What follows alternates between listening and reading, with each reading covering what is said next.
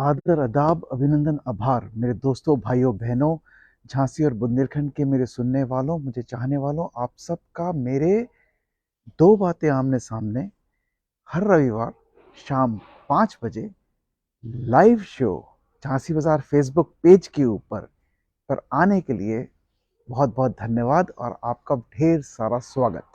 सबसे पहले मैं आपको विश कर दूं इस नए साल की शुभकामनाएं, क्योंकि 2023 में हम पहली बार आमने-सामने हो रहे हैं और दो बातें आमने-सामने का शो कर रहे हैं।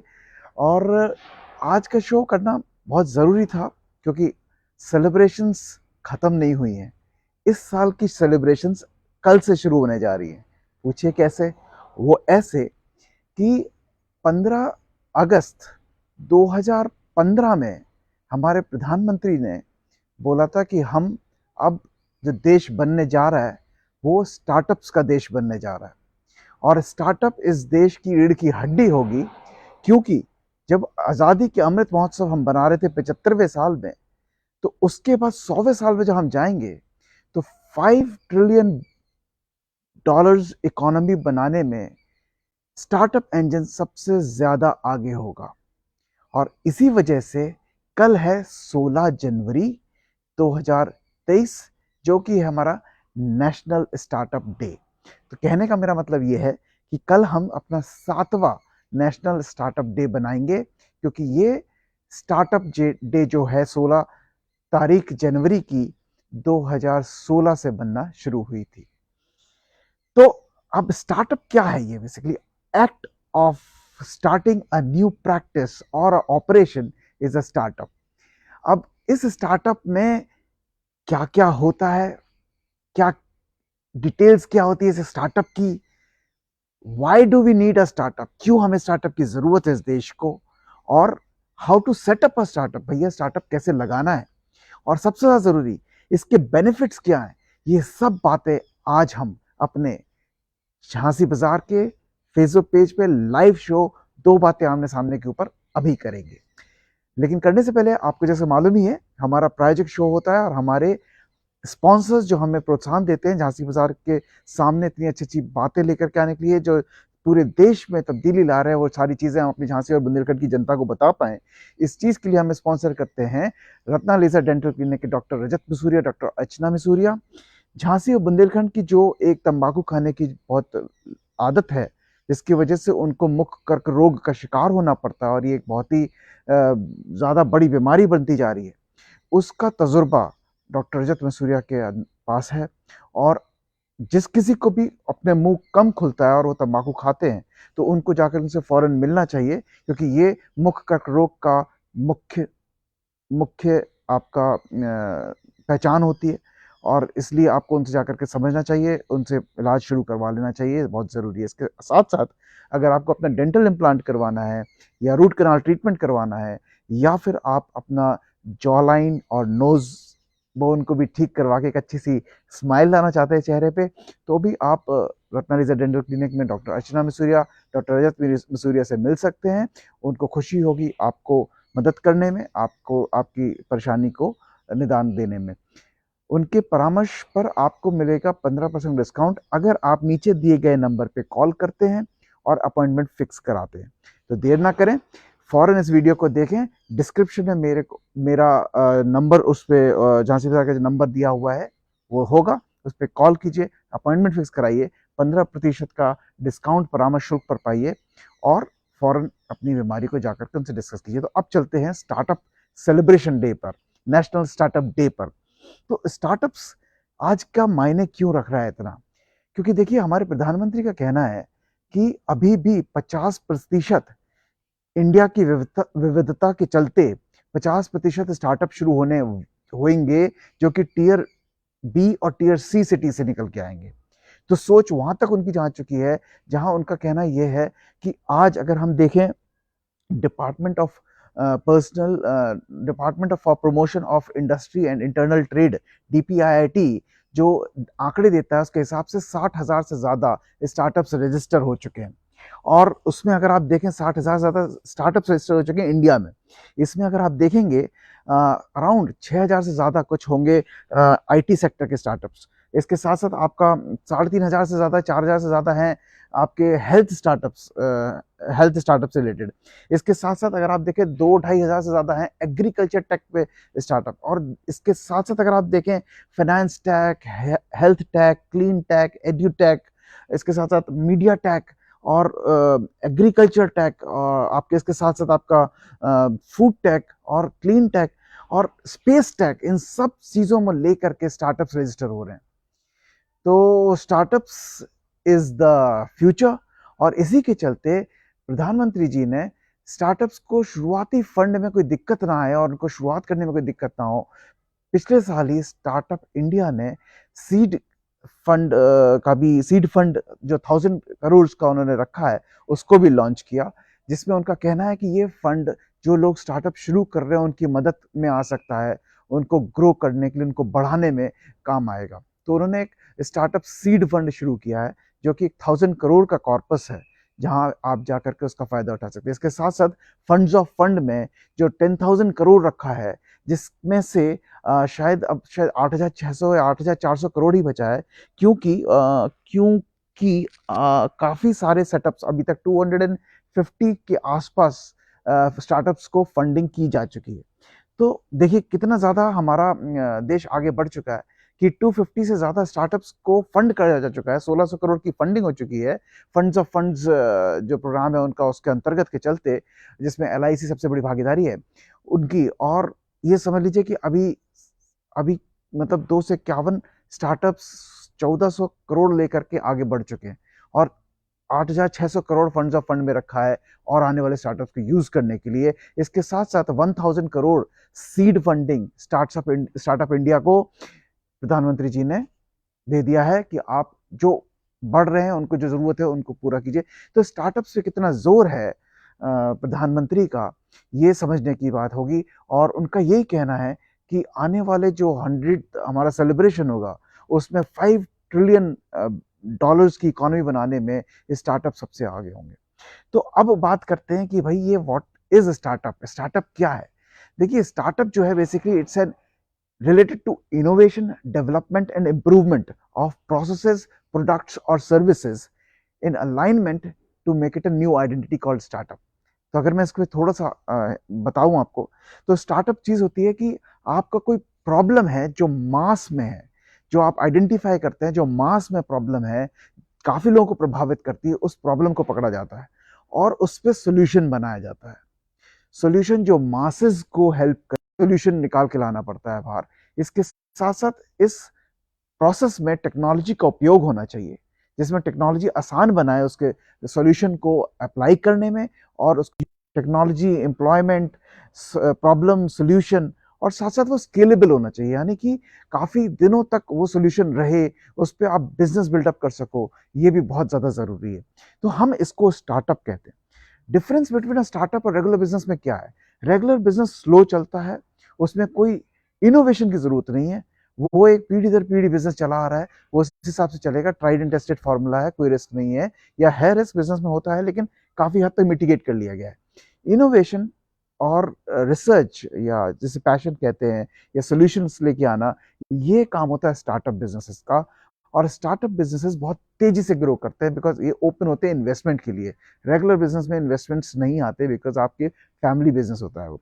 तो ये एक सबसे बड़ी बात है इसके साथ रेगुलर बिजनेस से स्टार्टअप में। तो यही डिफरेंस है कि आपका रेगुलर बिजनेस में पीढ़ी दर पीढ़ी जो बिजनेस चल रहा है उसमें आप घर का इन्वेस्टमेंट ही लगाते हैं, बैंक से लेते हैं, लेकिन जबकि स्टार्टअप में आप इन्वेस्टमेंट के लिए ओपन रहते हैं, आपके साथ जो टीम जुड़ती जाती है वो इन्वेस्टमेंट के लिए ओपन रहती है, वो भी इन्वेस्टमेंट करती रहती है, और आपका स्टार्टअप मल्टी टाइम्स ग्रो होता है आपके रहते ही आपके सामने।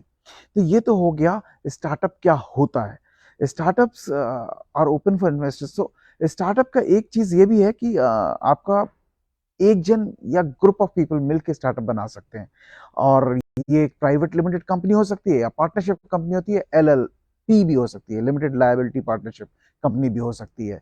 इसके साथ साथ अब क्या क्यों जरूरत है स्टार्टअप्स की इंडिया के अंदर, why does we require startup? जैसे कि प्रधानमंत्री जी ने बोला है, to make it a $5 trillion economy, startups will play a very pivotal role, and hence the reason startups are being pushed and being supported and being prospered by the government. तो government का कहना है कि it is a focused development, it is a development जो कि बहुत ही employment opportunity देता है, एम्प्लॉयमेंट जो एम्प्लॉय कर रहे हैं उनको भी ज़्यादा बनाता है, वही एम्प्लॉयमेंट भी देते हैं। तो ये दो तरफ़ा फ़ायदा है। इसमें जॉब अपॉर्चुनिटीज़ बहुत ज़्यादा होती हैं, प्लस इसका फ्लेक्सिबल स्टाइल ऑफ वर्किंग होता है, तो आपका मन ज़्यादा लगता है। इसके अंदर आपका जो बेसिकली क्रिएटिविटी और इनोवेशन है, वो हमेशा आपको आगे बढ़ने पे मजबूर करता है। आपको एक जैसे कहते हैं ना, आपको एक मोटिवेशन देता है। तो एक ये चीज़ जो है, इसलिए कई सारे आप देखोगे स्टार्टअप्स लॉन्च हुए और स्टार्टअप्स चल रहे हैं। Basically the idea is that कि स्टार्टअप्स की वजह से हम एक बहुत बड़ा इकोनॉमी बन सकते हैं। वो कई सारे पश्चिमी देशों में स्टार्टअप्स बहुत पहले से चल रहे थे और बहुत सक्सेसफुल थे और उन्होंने काफ़ी ग्रो किया है, कंट्रीज़ की इकोनॉमीज़ को बहुत हेल्प किया है स्केल करने में, ग्रो करने में। अब इंडिया का वक्त आया है और यही रीज़न था कि अगस्त 15 2015 से प्रधानमंत्री ने इसे लाल किला से स्टार्टअप के बारे में मेंशन किया, इस पे ज़ोर दिया और 16 जनवरी 2016 से नेशनल स्टार्टअप डे सेलिब्रेट करना शुरू कर दिया। और आज के वक्त में हमारे पास 60,000 से ज़्यादा स्टार्टअप्स रजिस्टर हो चुके हैं विद DPIIT नंबर्स। तो ये हो जाता है कि स्टार्टअप क्यों। अब होता है how to setup a startup, right. तो हाउ के लिए मैं यही बोलूंगा, big things happen with small steps, so which basically mean कि आपको एक जब आप ये निर्धारित कर लें कि प्रॉब्लम क्या है, उसका सोल्यूशन क्या है, उसमें टेक्नोलॉजी क्या यूज होनी है, और साथ साथ आपकी एम्प्लॉयमेंट टीम पूरी है आपकी जगह पर, और साथ में क्या ये स्केलेबल है, क्या इस पे हम बिजनेस खड़ा कर सकते हैं, क्या ये सोसाइटी की हेल्प करने के साथ साथ आपकी जेब में भी कुछ डालेगा, इन्वेस्टर्स की जेब में भी कुछ डालेगा। तब आप एक कंपनी बनाइए और उस कंपनी को प्राइवेट लिमिटेड बना सकते हैं, आप पार्टनरशिप बना सकते हैं, आप LLP बना सकते हैं। उस कंपनी के बनने के बाद जब आप बना लेंगे, तब आपको क्या करना है कि उसमें जाकर के आपको रजिस्टर करना है, जाकर के आपको स्टार्टअप इंडिया के अंदर में। Startup India is the body, वहाँ पे सारे स्टार्टअप रजिस्टर होते हैं। उसके बाद आपको जब आप रजिस्टर करा लेंगे स्टार्टअप इंडिया पर, तो आपको उसमें स्टार्टअप इंडिया रजिस्टर करना है तो DPIIT नंबर लेना पड़ता है। Department for promotion of industry and internal trade is the department under ministry of commerce, जो आपको एक DPIIT नंबर दे देती है, जिससे आपकी पहचान एज ए स्टार्टअप हो जाती है और स्टार्टअप उसके बाद से हो जाती है। लेकिन इसमें दो चीज़ों का ध्यान रखना बहुत ज़रूरी है। एक कि आपका पुराना टर्नओवर जो है, अगर आप पहले से चला रहे हैं, तो वो 10 साल पुरानी कंपनी ना हो, 5-6 साल पुरानी हो तो चलेगा। दूसरा, आपका आपका जो टर्नओवर है वो 100 करोड़ के ऊपर नहीं होना चाहिए। तो यानी आपकी जो कंपनी की जो उम्र है वो 10 साल से ज़्यादा नहीं होनी चाहिए और आपका टर्नओवर जो है वो 100 करोड़ के ऊपर नहीं होना चाहिए। तब वो पहचानी जाती है एज ए स्टार्टअप, आप उसे शुरुआत कर सकते हैं। तो ये मैंने आपको बता दिया। अब फ़ायदे क्या हैं स्टार्टअप करवाने के, और स्टार्टअप को इतना पुश देने के लिए गवर्नमेंट कर रही है कोशिश, तो क्या ऐसे फ़ायदे देना चाहती है, वो भी आप जान लीजिए। देखिए क्या है कि स्टार्टअप में आपको ये समझना पड़ेगा कि बेनिफिट्स जो हैं वो बहुत ज़्यादा है। इसके कुछ नहीं तो एक 8-9 बेनिफिट्स मैं आपको बताऊँगा।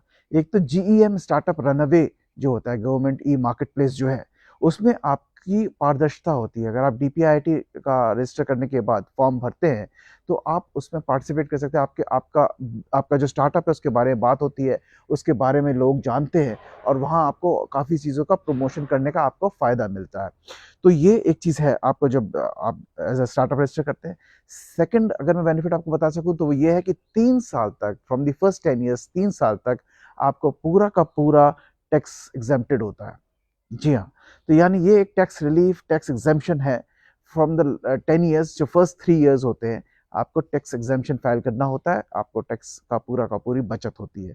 इसके साथ साथ अगर आप देखें, तीसरा जैसे कि मैं आपको बताऊं, government funding opportunities under startups जो हैं, जो बहुत ही अच्छी स्कीम्स है। 10,000, मैंने फंड्स ऑफ फंड की बात करी, 10,000 करोड़ का कॉर्पस है, जिसमें कि 1600 करोड़ की अभी तक यूसेज हो चुका है और 8400 is still left for the startups to come over and enjoy that benefit, जिसमें कि 251 स्टार्टअप्स अभी तक शुरू हो चुके हैं और उन्होंने अभी हाल में 1600 करोड़ का यूजेज हुआ है।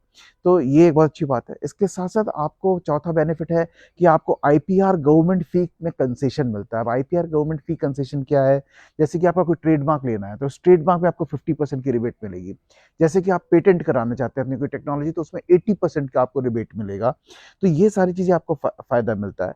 इसके साथ साथ आपका इसमें आसानी करने के लिए सेल्फ सर्टिफिकेशन है। self certification of 9 self certification of almost yeah self certification and compliance self certification and compliance of 9 under self certification compliance under 9 environmental and labour laws के अंदर मिलता है। तो आपको कुछ करना नहीं है, अपना सेल्फ सर्टिफिकेशन देना है।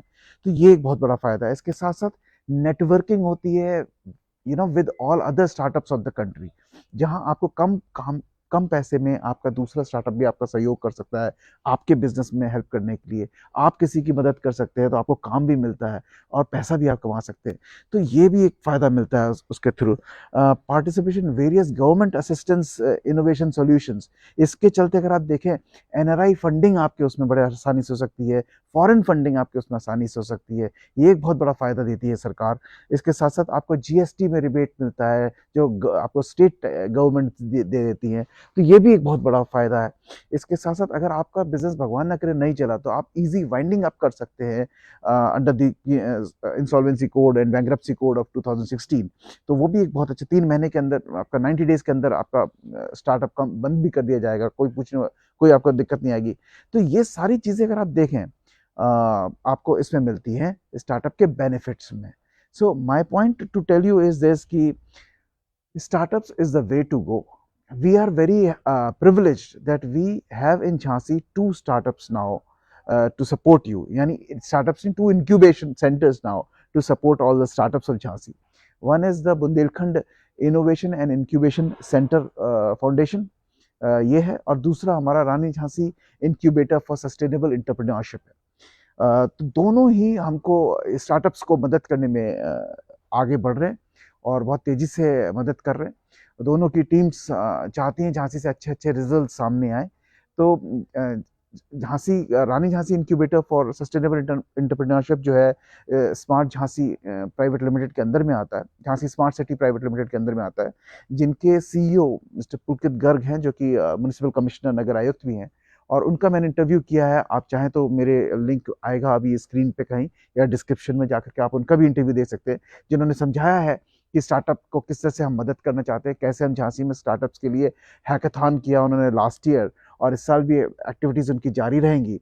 इंक्यूबेशन सेंटर एलाइट क्रॉसिंग पर बन रहा है बहुत बड़ा। तो ये सारी चीज़ें जहाँ आपको जगह मिलती है, फंडिंग मिलेगी वहाँ से, ये सारी चीज़ें वो बताया है उन्होंने। आप उनको भी सुन सकते हैं और वो उनकी वॉइस में आपको और अच्छा समझ में आएगा। उन्होंने बहुत अच्छे से समझाया है कि इंक्यूबेशन सेंटर कैसे हेल्प करता है एक नई कंपनी जो स्टार्टअप में रजिस्टर्ड है और एक इनोवेशन सोल्यूशन में, प्रॉब्लम सोल्यूशन में रजिस्टर्ड होती है एज एन स्टार्टअप। तो उनका वीडियो भी आप ज़रूर देखिएगा, मैं तो आपसे यही कहूँगा।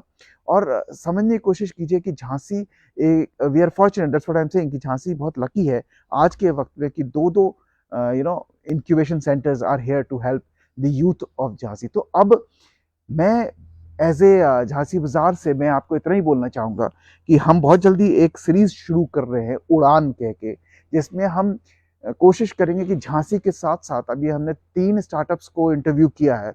इसमें एक बेकार को आकार है, एक हमारे बेकार को आकार को आपने देखा होगा, जैसे झांसी भर में सेल्फी पॉइंट्स बनाए उन्होंने, उनका उनका एक इंटरव्यू है नीलम सारंगी जी का।